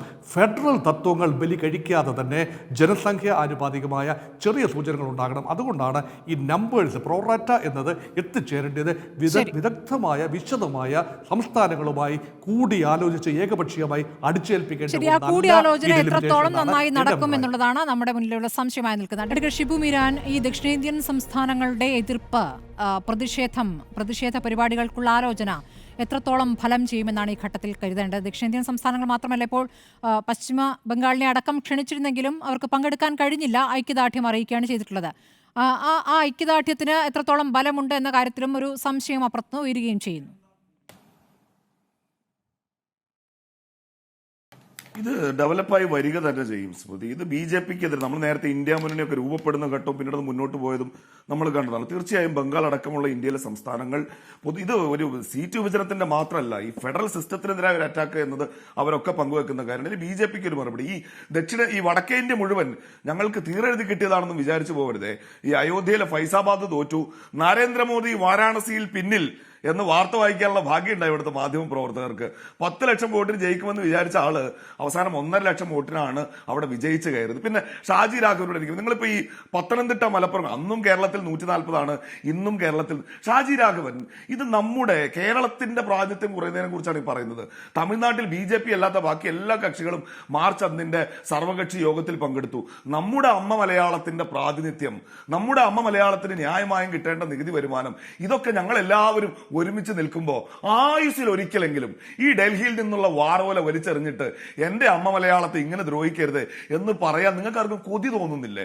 എല്ലാ ദിവസവും വന്നിട്ട് ഈ കേരളത്തിനെതിരെ ഉത്തരേന്ത്യയിലെ BJP നേതാക്കന്മാരുടെ അവരുടെ അധികാര സ്ഥാനങ്ങൾക്ക് വേണ്ടി ഇങ്ങനെ വാദിച്ചുകൊണ്ടിരുന്നാൽ മതിയോ? നിങ്ങൾക്ക് മലയാളി എന്നൊരു പൊതുവികാരത്തെ നിങ്ങളും പങ്കുവെക്കുന്നതല്ലേ? തമിഴിനൊക്കെ എന്താ അന്തസ്സോടെയാണ് അവിടെ ADMK നേരത്തെ നിങ്ങളുടെ കൂടെ ഉണ്ടായിരുന്നവരല്ലേ, അവർക്ക് നിലപാട് സ്വീകരിച്ചത്. അതുകൊണ്ട് കേരളത്തിന്റെ വിഷയം വരുമ്പോഴെങ്കിലും നിങ്ങൾ കേരളത്തിൽ ഇത്തരത്തിൽ മലയാളികളുടെ ഒരു പൊതുവായ നിലപാടിന്റെ കൂടെ നിൽക്കാൻ ശീലിക്കുക. അതല്ലാതെ എന്തെങ്കിലും കേരളം ഭരിക്കും 35 സീറ്റ് കിട്ടുന്ന സ്വപ്നം കണ്ട് നിങ്ങൾ ലോകാവസാനം വരെ ഇരുന്നാലും BJP കേരളത്തിൽ ക്ലച്ച് പിടിക്കാൻ പോകുന്നില്ല. മലയാളികൾ എല്ലാ കാലത്തും നിങ്ങളെ ഒറ്റുകാരായി വഞ്ചകരായിട്ട് കാണൂ എന്നതാണ്. ഇവിടത്തെ ശബ്ദം ദുർബലമാക്കുക എന്നുള്ള പദ്ധതിയാണല്ലോ ഷിബു മീരാൻ. അവിടൊക്കെ എണ്ണം കുറയാണ്. മോദിക്ക് പോലും പേടിയുണ്ട് സ്മൃതി. മൂപ്പർ ലോക്സഭാ സമയം പറഞ്ഞേ അല്ലെന്ന് ഞാൻ പറയാം. ഞാൻ പറയാം, ഇത് തിരിച്ചടി ഉണ്ടായിട്ട് അതിനെ മറികടക്കാൻ ശ്രമിക്കുക. എന്തുകൊണ്ടാണെന്നറിയോ? ഈ മോദി പറഞ്ഞല്ലോ മുജ്മേ ജോ ഊർജ ഹെ ഓ ഭഗവാൻ കി ഊർജ ഹെ. ലോക്സഭാ തെരഞ്ഞെടുപ്പിന് മുൻപ് എന്നിലുള്ള ഊർജ്ജം ദൈവത്തിന്റെ ഊർജ്ജമാണ്. എന്നാൽ 2 മാസം മുമ്പ് ഒരു പോഡ്കാസ്റ്റിൽ നിതീഷ് കാമത്ത് മൂപ്പര് ചോദിക്കുമ്പോൾ ഞാനും മനുഷ്യനല്ലേ, എനിക്കും തെറ്റു എന്ന് പറഞ്ഞാൽ ദൈവമായി സ്വയം വിരാജിച്ചിരുന്ന ഔന്നത്യത്തിൽ നിന്ന് 400 താഴെ 240 എത്തിയപ്പോൾ ഞാൻ മനുഷ്യനാണ് എന്ന് പറയാവുന്ന മാനസികാവസ്ഥയിലേക്ക് നരേന്ദ്രമോദിയും BJP എത്തിയിട്ടുണ്ടെങ്കിൽ അവർ വലിയ തിരിച്ചടി മുന്നിൽ കാണുന്നുണ്ട്. അടുത്ത തെരഞ്ഞെടുപ്പിൽ ഇതിനേക്കാൾ വലിയ തിരിച്ചടി മുന്നിൽ കാണുന്നു. അതിനെ മറികടക്കാനാണ്. അല്ലാതെ BJPക്ക് താങ്കൾ കൊട്ടപ്പടി കിട്ടും എന്ന ആത്മവിശ്വാസമല്ല, മറിച്ച് പരാജയ ഭീതിയാണെന്നാണ് ഞാൻ കാണുന്നത്. ശരി, ശ്രീ ഷാജി രാഘവൻ മറുപടി പറഞ്ഞ് അവസാനിപ്പിക്കാം. ഇതിപ്പോൾ ഈ തരൂരിന്റെ അടക്കം അഭിപ്രായങ്ങൾ വന്നല്ലോ. ഇപ്പോൾ നേരത്തെ ഞാൻ ചോദിച്ചതാണ് ശ്രീ മോഹൻ വർഗീസിനോട്, ഈ വികേന്ദ്രീകരണം എന്ന പോംവഴി, അമേരിക്കയുടെ മാതൃക, US ഭരണഘടനയുടെ ഒരു മാതൃക, ഇതൊക്കെ നമുക്ക് പരിശോധിക്കാവുന്നതാണ്. അത്തരം ചർച്ചകളിലേക്ക് നീങ്ങുമോ?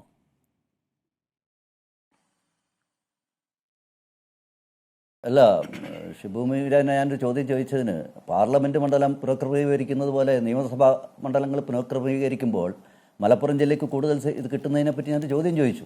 കഴിഞ്ഞ പ്രാവശ്യം കിട്ടി, ഇപ്രാവശ്യം കിട്ടും. അതിനെപ്പറ്റി കൃത്യമായൊരു മറുപടി പറഞ്ഞില്ല.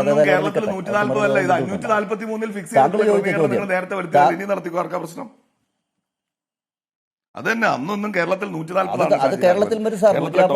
മാറ്റം വരും. 540 800ലേക്ക് കൊണ്ടുപോകുമ്പോൾ ഞങ്ങൾ